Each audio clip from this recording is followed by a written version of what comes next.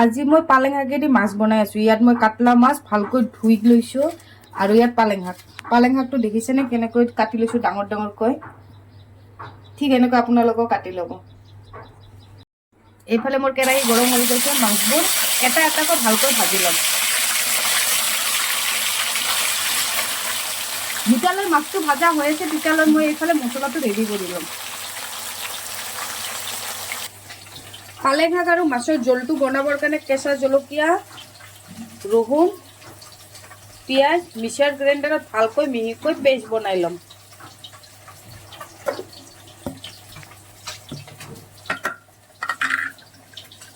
এতিয়া মই এটা বিলাহী মিহি মিহিকৈ এই মছলাটোৰ ওপৰত কাটি কেনে ল'ম।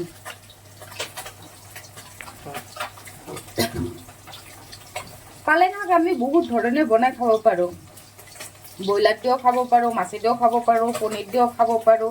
আজি মই মাছেদি বনাই আছোঁ, সেইকাৰণে আপোনালোকৰ লগত ৰেচিপিটো শ্বেয়াৰ কৰি আছোঁ।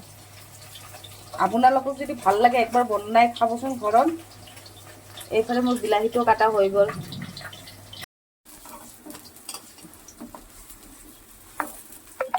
এতিয়া মোৰ মাছবোৰ ভাজা হৈ গৈছে। মাছ ভাজা তেলতে পিচি ৰখা মছলাটো দি কেনে ভাল কৰি গোন্ধ নমৰালৈকে ভাজি ল'ম।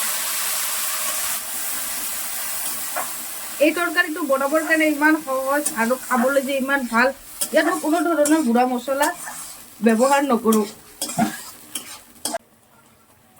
হালধিৰ গুড়ি, নিমখ আপোনালোকে নিজৰ হিচাপত দি ল'ব।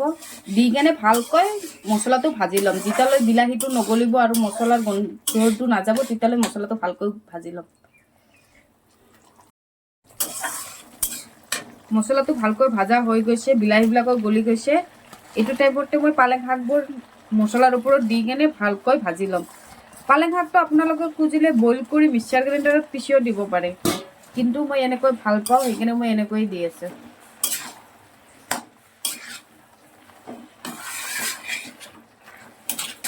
আপোনালোকক যদি মোৰ ভিডিঅ'বোৰ চাই ভাল লাগে তেনেহ'লে লাইক কৰিব, শ্বেয়াৰ কৰিব, লগতে ছাবস্ক্ৰাইব কৰিব নাপাহৰিব। আৰু যদি কিবা বেয়া লাগি আছে বা কিবা কমেণ্টত জনাব মন যে আছে তেতিয়াহ'লে কমেণ্ট কৰি জনাব।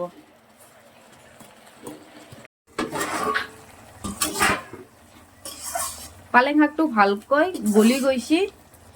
এইটো টাইমতে ওপৰৰ পৰা পানী দি কেনে ভালকৈ বইল আহিবলৈ দিম।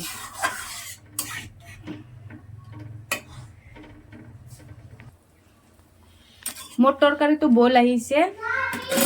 এতিয়া ওপৰৰ পৰা মাছবিলাক দি কেনে আৰু 2 পৰা 3 মিনিট ভালকৈ বইল আহিবৰ কাৰণে দিম।